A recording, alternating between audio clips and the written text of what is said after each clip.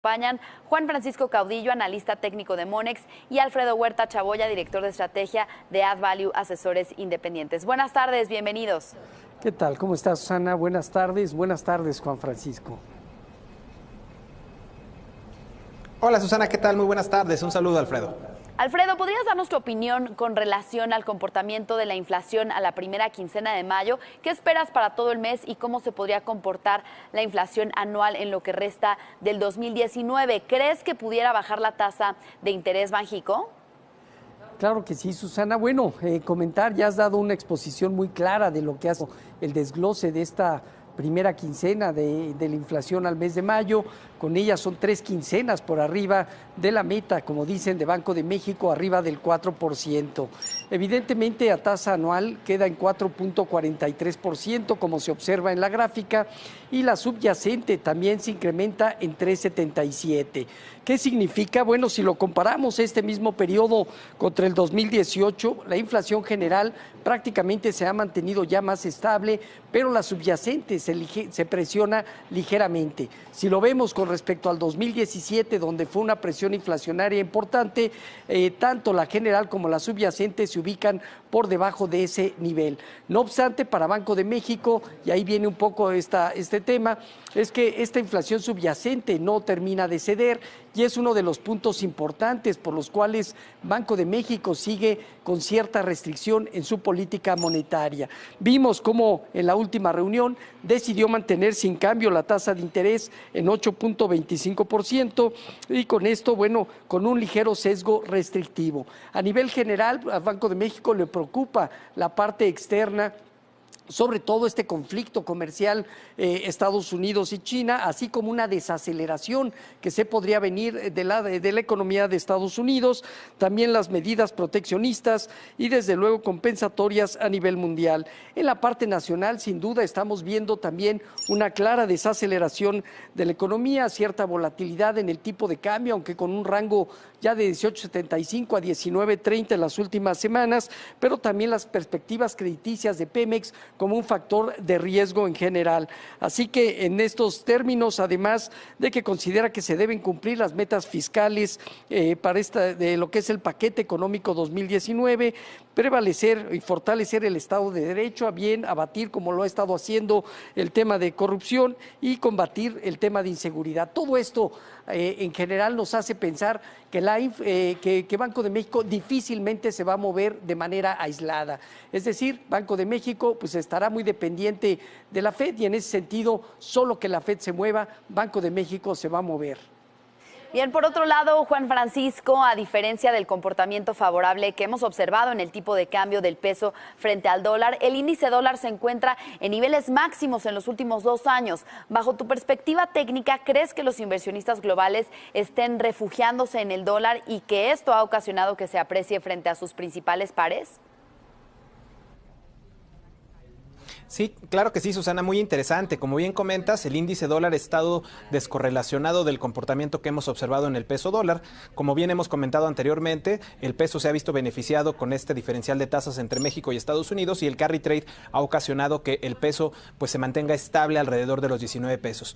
En la parte técnica ya platicábamos de estos 19 pesos de soporte para el peso dólar, pero ahora queremos enfatizar, qué es lo que estamos viendo en el dólar index. Aquí lo que vemos, como bien comentas, es que estamos llegando prácticamente a una resistencia muy importante alrededor de los $98 para el dólar index. Recordemos que hacia principios del año pasado, de 2018, el índice dólar cotizaba alrededor de los $88 y ahora se encuentra en estos $98. Con esto, el dólar se ha apreciado más o menos un 11% en los últimos meses y esto pues nos hace ver que justamente los inversionistas no están tan tranquilos como si los mercados reaccionaron favorablemente en este primer trimestre y ya casi segundo trimestre de este año, en donde las bolsas en Estados Unidos, pese a las caídas que han presentado en las últimas semanas, registraron grandes repuntes. En cambio, en el dólar vemos que este se mantiene con un sesgo favorable hacia el dólar, en donde el euro y otras divisas fuertes se han depreciado consistentemente contra el dólar.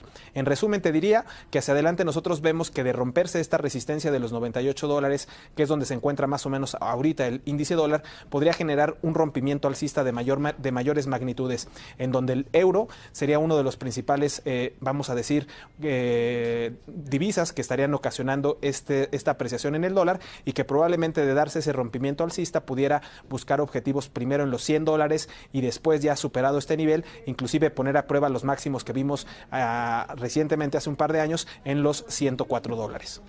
Bien, y también, Alfredo, ¿tú cómo has visto el comportamiento del de cambio en las últimas semanas y cómo esperas que se comporte en los siguientes meses de este año?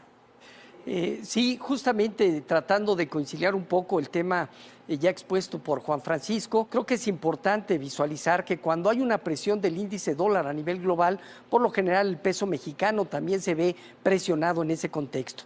Hoy lo que hemos estado viendo es que ese diferencial de tasas de interés entre México y Estados Unidos ha prevalecido para darle cierta estabilidad al tipo de cambio. Nos permitimos hacer este cuadro de spread y tipo de cambio para evaluar justamente momentos de gran volatilidad en el mercado del índice dólar y posteriormente la respuesta del tipo de cambio. Ahí vemos claramente cómo desde septiembre de 2014 había un spread muy bajo, apenas de 275 puntos base, y en los primeros meses de ese año, hablamos septiembre, diciembre, el peso mexicano tuvo una depreciación cercana al 14%. Sin embargo, si ya vemos movimientos de finales de 2017 y dos movimientos importantes en abril, junio, octubre, diciembre del 2018, la tasa de interés ya mantenía ese spread arriba de los 550 puntos base entre México y Estados Unidos. ¿Y qué sucedió con el tipo de cambio? El tipo de cambio se depreció casi de la misma forma. En ese sentido, ¿qué es lo que vemos? Que no es un elemento que va a impedir, desde nuestro punto de vista, una depreciación, al menos temporal, del tipo de cambio. Si lo vemos ya sobre base ya en la parte gráfica, vemos un nivel bajo importante, ya reforzado ya la zona de 19 a 18.80 y por ahí espacios para poder buscar niveles de 19.50 en su momento o hasta ligeramente arriba. Significa que vamos a ver volatilidad y el tipo de cambio está expuesto a una depreciación, Susana.